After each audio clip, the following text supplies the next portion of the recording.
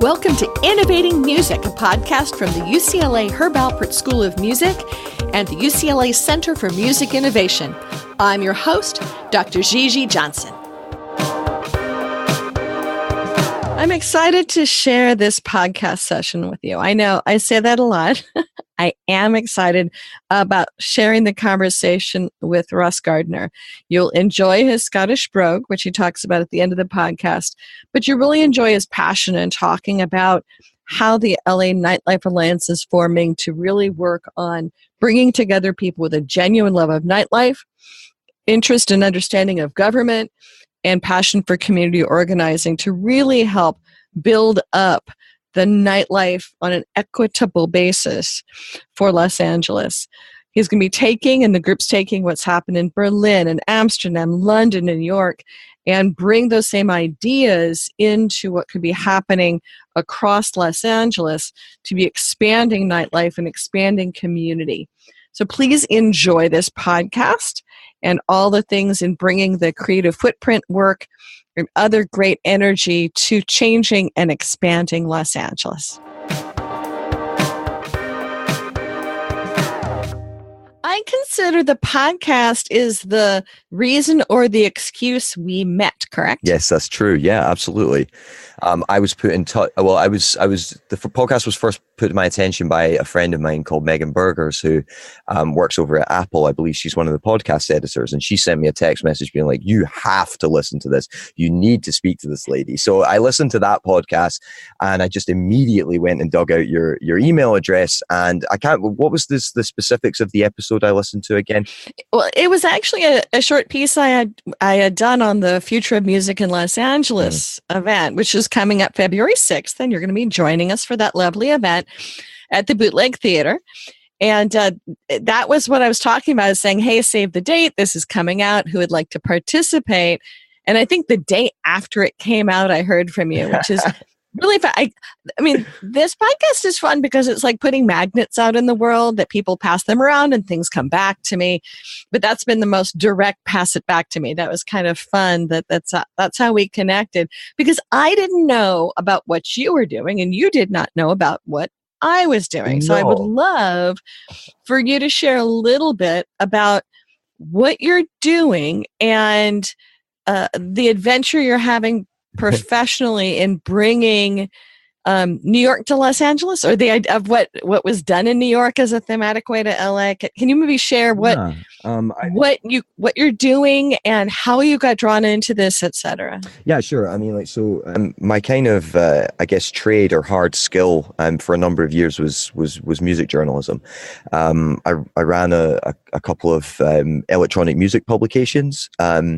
And along the way, I found myself being really drawn and compelled by the stories which I thought were extremely important to the health of the electronic music community.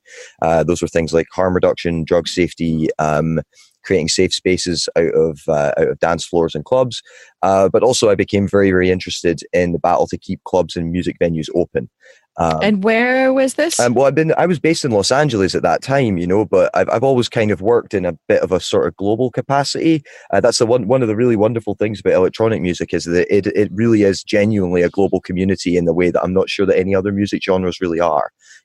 Travel is really baked into the culture of the genre. So quite a lot of people that work in the scene are very connected back to Berlin. They're connected to the hubs in Amsterdam and in London, in New York City, and in some regards Los Angeles as well. These are kind of hubs that connect a lot of people together, and we bind together around things like conferences. So things like ADE, which is the Amsterdam Dance Event, IMS Ibiza, these are events where the global electronic music community would really come together to discuss issues which were extremely important to the health, vibrancy of the scene.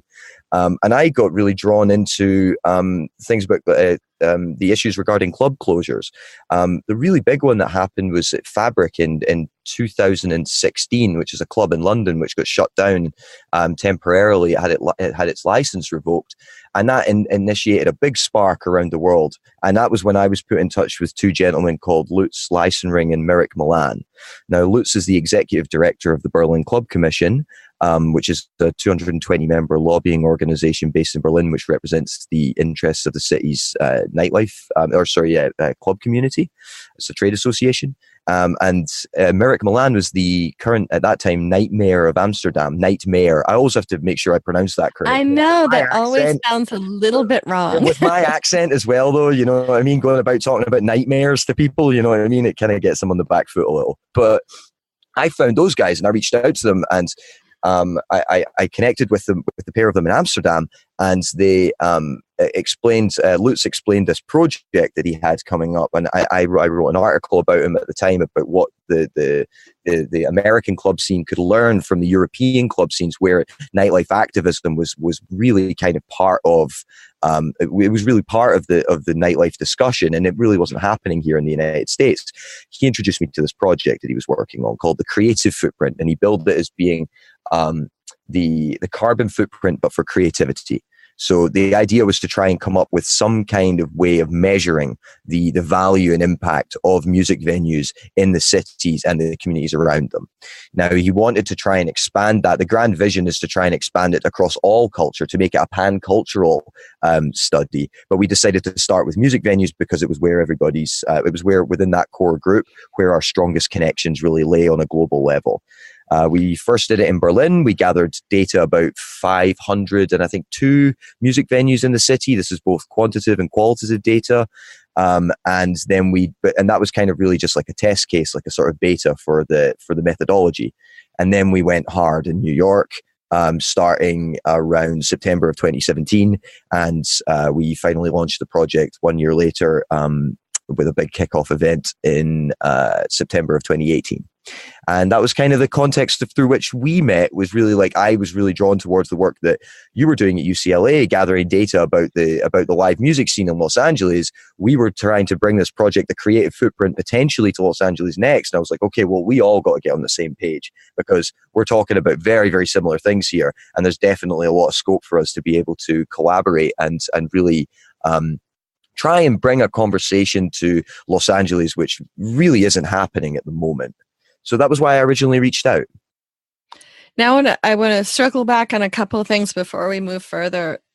I'm fascinated by what you're doing with the LA Nightlife Alliance, which we'll talk about in a second. But if someone wants to take a look at the work done in Berlin and the work done in New York, where would they find it, and what has been the impact so far? So the impact, you can find it on the creativefootprint.org. I can give you that so you can share it in the show notes. Yep. Or you can, honestly, I think like a really good way for anyone listening to this show, I think because it's largely like a lot of people who are specialized and very, very keen on, the future of music. I think honestly a really good place to go is just to reach out directly to Lutz and Merrick and get in touch with them. They're very, very responsive to talking to people. They're very, very interested in connecting and creating a real global community around nightlife. So they'd always be happy to sort of share and explain some of the things they've done. And we have like a beautiful report that we published with the help of Red Bull and the University of Pennsylvania, and with some help from a PhD student from Harvard. So that's available to download on the Creative Footprints website. So I would definitely recommend checking that out, because it'll give you a 30,000 foot view and a granular level view on some of the data that we gathered. In terms of impact, it's a little early to say in New York just yet. Like I say, we just released the paper in September of 2018, so that was only like 4 months ago.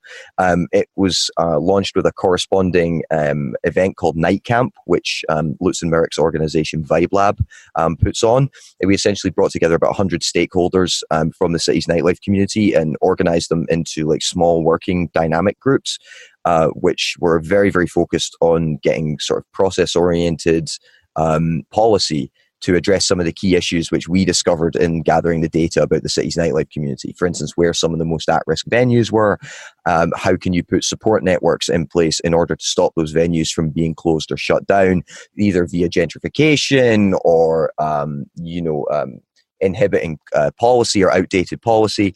And the group came up with, over the course of a day, this group came up with 11 like foundational policy ideas for ways that the New York City's nightlife community could become more stable and robust on a grassroots level. And they presented those to Ariel Palitz, who is the New York City, I think she's the senior director of nightlife And she has a title like that that's definitely not Nightmare. A very conscious decision from the mayor's office not to call it the Nightmare. Yeah. Well, let me back up a half a step further. So I ran into the Music Cities work that had been done in various cities, and you can count it in the dozens or if not a lot more, a couple years ago through South by Southwest. And I was fascinated by the conversations that also were happening there and then, but were happening really different in different cities. New York is a city that's been doing work, which is how she ended up having a job, is my understanding. How did you find the work that is happening in New York ahead of your work? But also, how does the current work differ from the interventions on public policy that have been already happening in cities like New York? Well, there's a handful of different ways that these like little kind of this nightlife movement is picking up pace in different cities. You know, you have like in Berlin, for instance, it's an independent trade association which has a seat in the Chamber of Commerce, which entirely represents the interests of the club scene. And Amsterdam, it was partially the Nightmare's Office of the Nightmare Foundation was partially funded by the venue owners and by the club owners, but also partially funded, and that was matched by the city government. So there you have like a duality of responsibility for the office to basically find compromise. London, it has the Office of Nightlife in London is within the mayor's office, so it's very much anchored to the agenda of the existing mayor. And in New York, it is within the mayor's office of media and entertainment, which again aligns it with the mayor's priorities of what vibrant nightlife in New York City should look like, which is great for spotlighting it in an official capacity, giving nightlife a real seat at the table, very important, but it does make it a little bit vulnerable to political changes and shifts in administrations. But New York really came about, it was a grassroots movement which really spurred the whole thing, and the government responded by creating an Office of Nightlife in response to a fervent grassroots movement that was built up really around like trying to remove this like outdated and institutionally racist policy called the cabaret law, which had been in place since the 1930s and was used essentially to try and shut down various different venues that didn't have this like cabaret license, which is a license that allowed you to be able to dance in a venue. And there's something ridiculous, like in New York, there was only like, I think it was just a little under 100 of these licenses were available across the entire city. So only 100 places that you could dance in New York, and everywhere else where there was dancing that didn't have this license, which for the record was prohibitively difficult to get, those places were operating illegally. So this was really like a big problem that many groups had come before and tried to sort of, this had been a movement that had been happening and bubbling up and down in New York for a number of years. And then this one group, for one reason or another, they were quite savvy with social media. It was just the right time in terms of talking about, there was a very fervent discussion going on about identity politics and things very much happening in the scene in New York. And that just kind of whipped it up. And they had this young politician called Raphael Espinal, who was a councilman at the time. Now he's running for public advocate in New York. He was just the right person to come in and really bridge that gap between the grassroots and City Hall. And I think on the back of that kind of that kind of mixture of bottom up and then top down, made New York be able to respond very quickly and move fast, because this took about a year from when the discussion started happening about repealing the cabaret law to Mayor Bill de Blasio and Julie Menine from the Mayor's Office of Media and Entertainment actually announcing that they were going to have an Office of Nightlife. So that was what made New York, I think, very effective, is that it was riding a wave of momentum that had been taking place in other cities, but it had that energy from a grassroots, and it had a willingness from the administration and from City Hall to treat nightlife as a valuable social, cultural, and economic commodity for the city. So that, I think, like there's lots of lessons I think that can be learned from the various different ways that cities around the world have done this. But some of it has to do with you've had different solutions. Some of them are based in, as you're saying, the mayor's office. Some of them coming from more grassroots directions. Is it the fact that a lot of these areas have not been transparent, or nothing's been moving to make the the permitting processes, the making sure that everyone has a voice, the issues of gentrification. I mean, why now? What is the catalyst now that's pushing this all into visibility? I think it would be naive to rule out the current political climate in the United States at the moment for spurring people to get involved and make their voices heard in one way or another. Particularly, again, a lot of these discussions come out of the electronic music community, and I feel like our scene, which I was obviously an active participant in for a number of years and still am, never really gets the credit for being the genre of music that spearheaded so many of these sort of discussions around people's identity, around safe spaces, around like any form of representation. That our community really was at the cutting edge of this. Like Berlin, Amsterdam, London, New York, these are all big dance music cities, and that's where a lot of the discussion came from. So I think like there was a groundswell going on around these issues at that time, people being, I think, obviously as well, looking for ways to become involved in the political system. Nightlife seemed like a very good way to do that for a lot of people. I think that's certainly my access point into it. But I think that the problem that really exists on a governmental level around this is that these government departments generally tend to be quite bureaucratic, and there generally tends to be a number of different departments that are involved in making decisions which are related to nightlife. Nightlife is such a broad, sort of vast topic that touches so many different things. It touches public health, it touches transportation, it's in zoning, it's the Bureau of Liquor, and there's so many different areas that have to be brought into consideration that I think it's quite a challenging thing to get to actually engage with, but that it's incumbent upon the cities to try and make that process easier to navigate. And that's what these offices of nightlife really are. They're access points for people who don't necessarily speak the language of government, which is the nightlife community. This is something American Lutz are very fond of saying, is that, the nightlife community and the city government speak totally different languages. And the real role of these departments, offices of nightlife, is to mediate that conversation, to translate between these two sides, which really don't ever sort of seem to find themselves at the table together. And when they do, they speak in fundamentally different terms. Like, the city government will always require data in order to make decisions. The nightlife community tends to talk about culture as being something that's valuable, and speaks with emotion about these things. But it can be very, very difficult to measure the quantifiable impact of culture. And I think when you bring economics into it, that's another important discussion and conversation. But sometimes that doesn't necessarily tend to be the thing that's of utmost importance to the grassroots community. So it really is like a bit of a balancing act, but there has to be like willingness on both sides. Like, a lot of people within the nightlife community recognize that cities can be quite difficult to deal with, and they can be quite kind of hostile to some of the events that people amongst the grassroots nightlife communities want to throw. But at the same time, like, the city government needs to recognize that this can be, you get the statistics for the valuation of the nightlife industry in New York City. It's $29.1 billion and creates 300,000 jobs for the city.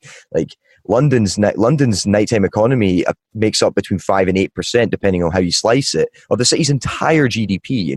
Even San Francisco, it's like $6 billion is what it's worth annually. So, when the city can actually like reckon with that, and suddenly start to treat this like a valuable, again, social, economic, and cultural commodity, that's when I think the discussion starts. Commodity is a potentially negative term for this. Sure. A unique asset. Yes.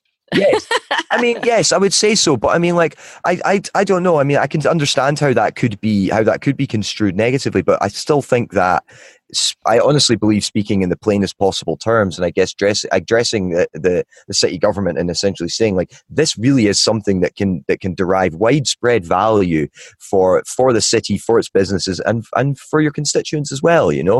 But I think I think there needs to be some willingness to come and sit at the table from all different sides. And I think you're starting to see that now. And the victories in places like New York and in Amsterdam and in London are really inspiring lots of people in the grassroots around the world. And it's a very, very exciting time to be kind of bringing this political conversation to Los Angeles. And you can definitely hear that excitement in your voice. Can you? Yeah, it's great.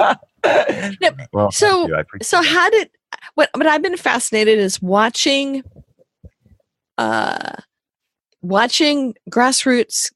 getting started, but it's not started. There's already been things going on, but catalyzing a gathering with intent.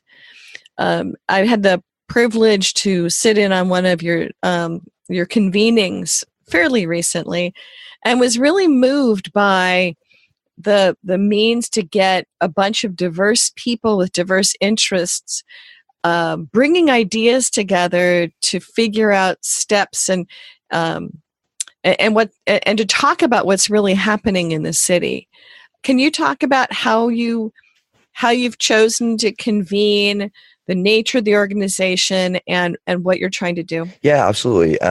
So the Los Angeles Nightlife Alliance is an advocacy and organizing coalition that aims to represent the interests of the city's nightlife and cultural communities.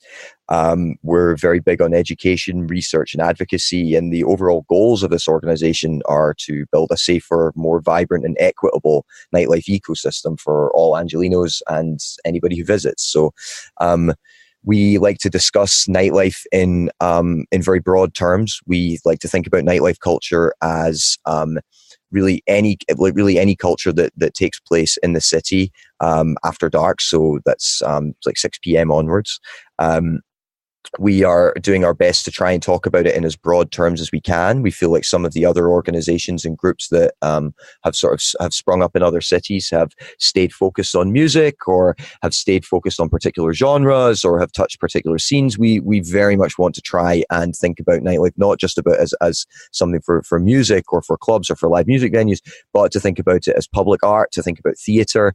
There's potential to be talking about things like street food restaurants as well at some point down the line, arts festivals. We really want to try and discuss this in as broad as possible terms, because we really think that nightlife is something that all Angelenos can participate in and get something really valuable and meaningful out of.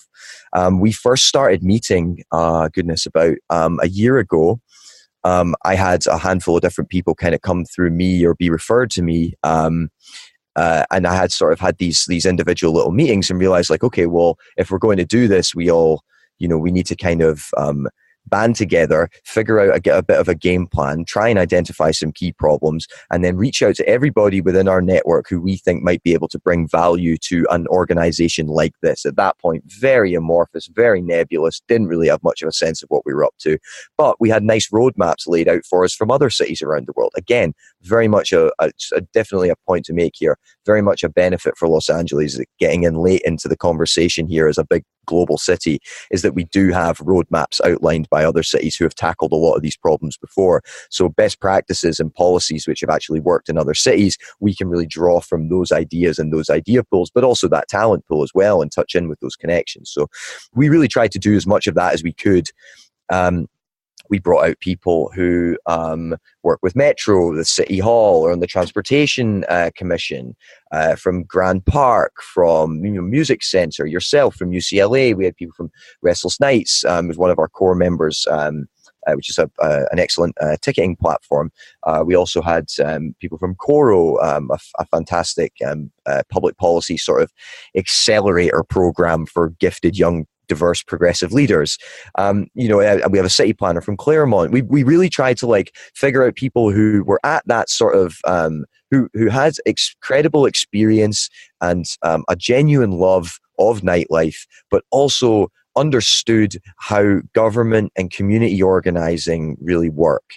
So we were always trying to make sure that anybody that kind of came in and participated sort of understood how groups like this could kind of operate effectively, but also really could speak to, in an authentic way, to a community which we were consciously trying to reach. Now that is a process that is far from done. It has to be said. I mean, the organization hasn't officially launched yet. We aim to do so some point in the first quarter of 2019. We're getting very close, but we want to make sure that we're doing so in a way that is as professional as possible. So we're really taking our time there. But yeah, I mean, like we've always aimed to organize our meetings around being like dynamic workshop sessions. I was very happy that you were able to come along to one of those sessions where we break people up into smaller groups. We really spend a lot of time working on our agendas prior to going into these meetings. That's our choral member, Diana. She is exceptionally good at laying out very, very dynamic, fast action, high impact, like sort of group working sessions. So we're really about like trying to extract the most important information out of this group and really put it down on paper in a way that leads us towards being able to establish, either next steps or potentially policy, legislation, etc. So I think we've always tried to keep diversity as and making sure that our group represents the incredible diversity of Los Angeles as much as possible. This is going to be an ongoing process, which I don't think we will ever stop or ever sort of sit back and think, we are now sufficiently diverse. Let's just kick our feet up, and enjoy that and give ourselves a good pat on the back. No, I mean, it's going to require like constantly making sure that we're making the effort to engage people from different scenes, different communities, different parts of the city. We want to try and make sure that it's diverse, not just in terms of people's racial background, but also like their age. We want to make sure that from people from different economic backgrounds, from different educational backgrounds, we've got a lot of people that are not from Los Angeles who are participating in these groups, which I think is great. It speaks to people's willingness to participate in making Los Angeles a better city, which kind of brings a tear to the eye, myself being one of those people. But we're trying consciously to get more people who understand the context of Los Angeles, the real like kind of history and culture of this, because it's a city that is gentrifying, so it's shape shifting and changing all the time. So, to have people who have been there and have seen that shift and seen that change, seen how it's impacted communities, understand how the city is growing and can see that context from a wide timeline is really, really important, So yeah, it's been like such a humbling experience to have so many people come out and really like to try and participate in making the city a genuine a genuinely global nightlife city, because at the moment it frankly really isn't, and that's a little painful to say, but if I've gathered one thing from the people that we've engaged with and the support from the community that knows about this organization so far, the response has been tremendous, and a lot of people have said that this is a long time coming. So that makes me feel very good about the next months and years. So part of the challenge is, as I'm often told, that we're not one city, we're 91 neighborhoods. Mm-hmm. And with traffic getting worse and worse, oddly, in part from Uber and Lyft, having more car miles on the road, that actually people not wanting necessarily to go into each other's neighborhoods and communities is one of the elements. How are you looking in your convening about bringing together pieces of these 91 neighborhoods? Well, that's a very good question that I'm not sure I entirely have a great answer for you on that yet. But something that we have discussed as an organization is consciously trying to meet up or to attend neighborhood council meetings in what we would consider to be high density nightlife areas. That would be, for instance, Silver Lake Echo Park, downtown Los Angeles, Hollywood, but then also Koreatown, perhaps Highland Park. So once we're actually a fully formed organization where we have some clear objectives, to be able to really go into those, to go to those neighborhood council meetings and to listen to what some of the concerns are around nightlife. within those various different districts of the city. This was something that Ariel Pallets in New York did to great effect. She did like a listening tour of the 5 boroughs. She went and did this throughout, I believe, September, October, November. And, I think these were quite well attended. People were coming out and really making their voices heard and letting her know and her department know where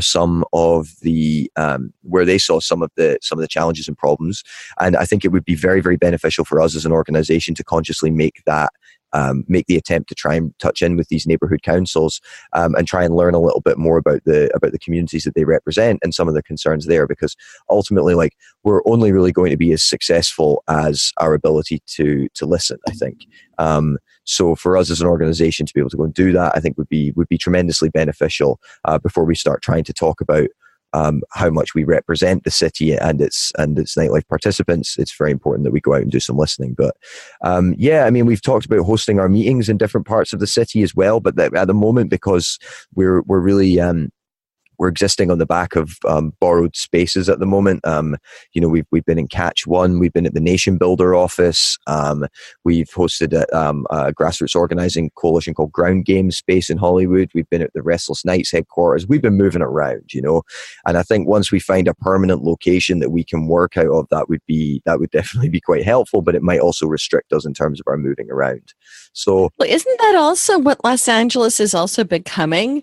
That with the pop-up scene and that we have nightlife moving around, that's one of its interesting natures and one of the challenges on anything from permitting to public policy issues. Yeah, you're totally spot on there. I mean, like, we often say it often comes up in our groups that we believe that some of the stuff that's happening in, as you say, pop-up spaces, or perhaps are unpermitted spaces, because the permitting process in Los Angeles for getting a temporary special event permit is challenging, out of the realm of possibility for the average event producer. So we really believe that some of the most cutting edge innovative culture is taking place under the radar in the city, and that presents tremendous opportunity, because you have a lot of people who are really doing the best that they can with the limited resources which are available to them, and under the very difficult clandestine conditions. I think from our perspective, what we want to try and do as an organization, we recognize that, the city definitely sees these kinds of unpermitted events as being a potential liability. They see them as being something that should not take place, whereas the people in the nightlife community have an inherent distrust of the city government and of Vice, of the police, because they're the ones that shut down the venues. So there's definitely going to be a lot of brokering on the part of the Los Angeles Nightlife Alliance, or LANA as our acronym calls us. Basically mediating a gradual conversation back and forth on both sides, where we can help the nightlife community who doesn't feel like they can speak about some of their problems and raise their concerns to the city government, to Vice, to the fire department, etc. We want to be able to speak as a unified voice on their behalf, yet at the same time communicate some of these problems that exist to the city government, so that they can gradually begin to understand the inherent value that comes with having a very, very diverse, vibrant nightlife culture, and that some of the most vibrant, diverse nightlife is taking place in spaces which the city considers to be illicit. So it's going to be a process of speaking to both sides gradually, and I think bringing them closer and closer to the table, to the point where the value of both sides is really understood. And I think that's how an organization like ours can be extremely effective, is by really playing both sides. And I think honestly, in such a short time, I'm again so humbled to see that we've managed to bring people out that really understand government, really have connections into the city, have definitely got a willingness to open some of those doors and initiate some of those conversations. But to see people in the grassroots scene like really just kind of say, look, this, we need some change here, and we need to start moving towards a place where we're really appreciated and valued for the enormous cultural value that we bring to the city. But unfortunately, the current legislative conditions don't allow that to be maximized, realized, thoroughly invested in, or appreciated in a global way. And I think that will be a true mark of the success of this organization, is if we can really bring both of those sides to the table and make them recognize that there is an enormous value in having a communication and creating the best operating conditions for both sides.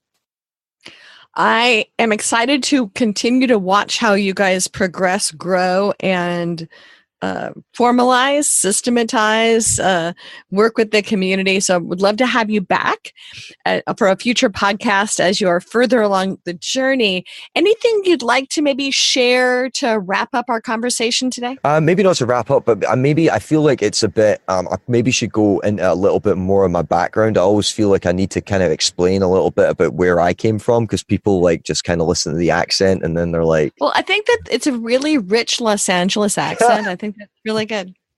Yeah, that's right. No, I was born and raised in Pasadena, of course. No, originally I'm from a small village in the mountains of Scotland, called Ballyhoolish. It's got about 300 people in it. I was born and raised there. My family goes back sort of generations there.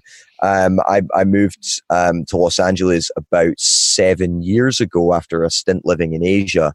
And this was really like the first place that I kind of truly felt at home and felt like I was a true participant in the city. I'm an avid public transportation user. I go to a lot of like free cultural events around the city. I really use the city, and I really try and like kind of meet as many Angelinos and people that are in our city as possible. And that was what really kind of like sort of created the spur to like try and do something to make the city a better place, you know. But I always feel like it's important to kind of explain a little bit about where I came from as well, because there is definitely a big question mark hanging over the head of a wee Highlander thinking that he can speak on behalf of the nightlife community in a city with, you know, 3 or 4 million people. So I feel like I definitely need to make some kind of clarifying statement there. But yeah, I mean, like that's, you know, that I think I've said this earlier on, but it speaks, you know, volumes that we've had so many people come out that are recent transplants to this city that have said, you know what, this is the place that I want to make my home. I want to be here for the next decade. I want to be here for the rest of my life. I want to do something to participate. I love nightlife in the city. I see the potential. I can see that it's there. But there are obstacles or hurdles that need to be overcome in order for it to reach that potential. In order for me to go out and get the best night out that I could possibly have in LA, in the city that I love, there needs to be steps done along the way. But it's so humbling to see that different people from around the world are converging in such a global, diverse, dynamic city and are really like taking or shouldering the onus of trying to make it a better place to be. And if you're somebody out there that is interested in being involved and participating, please reach out to us. We would love to hear from you. We'd love to get you involved. If you've got skills, talent, and even if you've just got energy and time, because honestly, those are some of the most valuable things that we could get right now. We would love to hear from you. And so how can people get a hold of you to follow up on this great project? Best way to reach out to us if you'd like to be involved is just search for the Los Angeles Nightlife Alliance on Facebook. Reach out to us via direct message. We're always good about getting back in touch. So again, if you're interested and you want to participate and you want to get involved in making the city's nightlife scene reach its fullest potential and become a diverse, inclusive, and equitable space for all people in this city, we would love to hear from you. And you're going to be at, some people may be listening to this podcast later, but at the February 6th event on the future of music in LA. I can't wait. I'm so excited, right? This is the thing. Like, nobody ever asks me to be on panels. Like, I hope, you know, I'm hoping this could be the start of the start of a change, you know. But the panel purgatory, having to be on no, but people can reach out to you otherwise. But we're going to be having interviews with various people in LA about music that's going to be follow on. We have a research project going on. We have an interactive mapping of city music venues or music venues in the city and across LA County, actually, that will also be, hopefully, knock on fiberboard sitting in front of me, that will be sharing at that event. But we'll be doing work all year long. April 11th, as a save the date, will be an event at UCLA on the future of music and tech in Los Angeles, and a few other things we will have sprinkled throughout 2019. But we are excited that your cohort in crime from Apple Music forwarded you our way, and thanks for listening there, and appreciate it. I also would like to come work on your work or our work, and really glad to have you on the podcast. Yeah, of course. Look, and I just wanted to say as well, just a final note, that just to extend a thank you to you, Gigi, for having me on here, but also just for having that incredible open door sort of policy. And I just reached out to you, and then we went out and had like a 3-hour long coffee date on this Saturday. A few days later. Coffee is meant to be a long conversation. I thought it was just wonderful, and we just hit off the conversation so fast, throwing different contacts around the place. It was honestly, you're doing wonderful things for the city as well, and I'm thrilled to see the event that you've got coming up for 2019. I think it's going to be fantastic and a really, really valuable thing for the city and for its music community. Thanks for joining us. Thank you very much for having me. Take care. Well, that wraps up this podcast. Many thanks to the UCLA Herb Alpert School of Music and the UCLA Center for Music Innovation for being our hosts of this ongoing series. You can subscribe to us in all the usual places, or you can come find us at innovation.schoolofmusic.ucla.edu. Join us again to follow the other adventures that we will be tracking down in innovating music. Thanks again.